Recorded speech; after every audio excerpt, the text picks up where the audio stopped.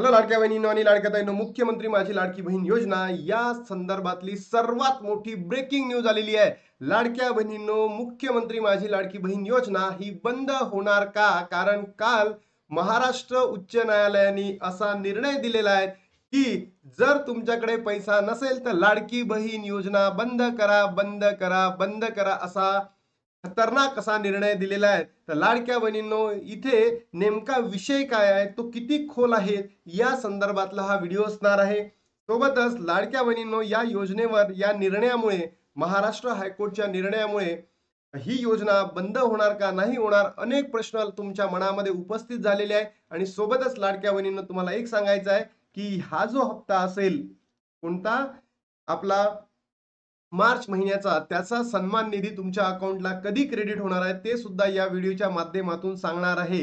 एका बाजूला सुरू आहे लाडक्या बहिणींना आता पैसे भेटणार नाही आणि दुसऱ्या बाजूला सुरू आहे की आता पैसे येणार आहे. तर चला लाडक्या बहिणींनो, सविस्तर माहिती तुम्हाला या व्हिडिओच्या माध्यमातून सांगतो. काय आहे विषय सगळं तुम्हाला सांगतोय. बघा, मी तुम्हाला नेहमी सांगत होतो लाडक्या बहिणींनो की हा जो मार्च महिन्याचा सन्मान निधी आहे, बरोबर, तर तुम्हाला किती रुपये भेटणार आहे? 1500 रुपये भेटणार आहे, बस. फक्त 1500 रुपये. आणि हे कधी मिळतील तुम्हाला?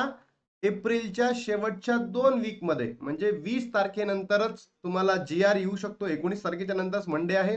20 तारखेपासून तुम्हाला जी आर येण्याची दाट शक्यता आहे.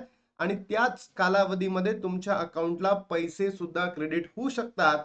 हे सरकारने सरकारी माध्यमांमधून जाहीर करण्यात आलेलं आहे की शेवटच्या वीक मध्ये तुम्हाला मार्च महिन्याचा हप्ता भेटणार म्हणजे भेटणार आहे. त्यानंतर सर्वात महत्वाचा मुद्दा लाडक्या बहिणींनो, की जे काल मुंबई उच्च न्यायालयाने जो काही निर्णय दिलेला आहे की ही योजना बंद करा आणि जे शासकीय कर्मचारी आहेत त्यांना तुम्ही पेन्शन द्या.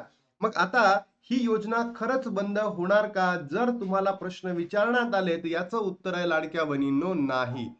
ही योजना बंद होणार नाही म्हणजे नाही. का नाही होणार हे सांगतोय मी तुम्हाला. कारण या योजनेच्या माध्यमातून अनेक ज्या गोरगरिबीन बहिणी होत्या, त्यांनी त्यांच्या आरोग्यासाठी खर्च केलेला आहे. त्यांनी त्याच्यामधून नवीन काही उपाययोजना करून नवीन व्यवसाय सुद्धा सुरू केलेला आहे.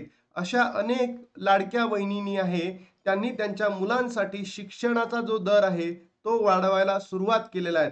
म्हणजे ही योजना जरीही सरकारच्या तिजोरीवर भार असेल, तरी सुद्धा लाडक्या बहिणींनो, या योजनेमुळे अनेक महिलांना काय मिळालं आहे? स्थिरता मिळालेली आहे, ओळख मिळालेली आहे.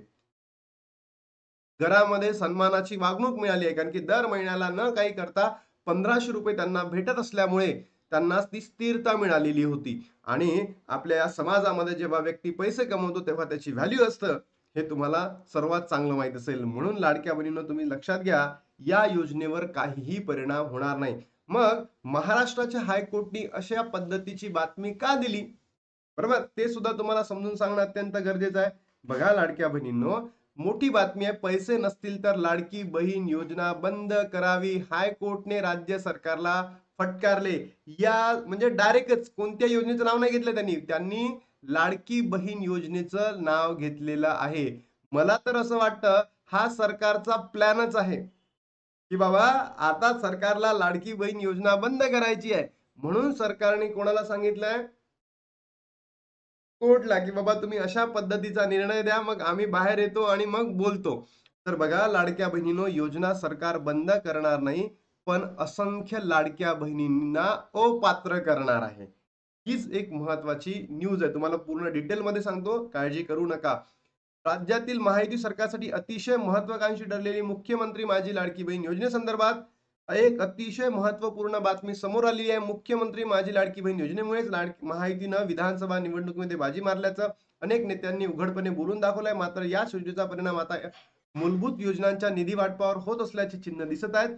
याच मुद्द्यावर बोट ठेवत लाडकी बहीण योजनेवरून मुंबई उच्च न्यायालयाने राज्य सरकारला तीव्र शब्दात फटकारलेले आहे.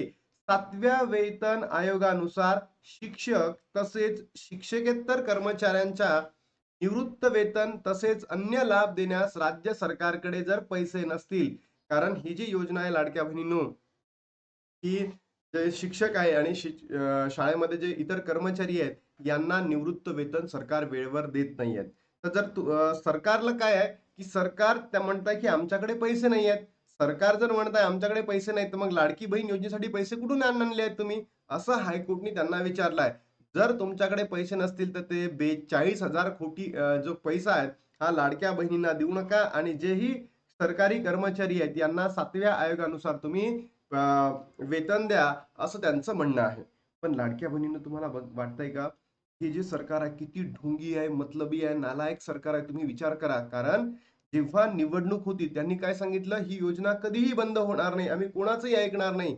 आणि आता अशा पद्धतीचे जर बातम्या चालू आहे, न्यूज चालू आहे, तर विचार करा, ही योजना बंद होणार नाहीत. कारण की त्यांना माहीत आहे, जर योजना बंद झाली की आपण गेलो.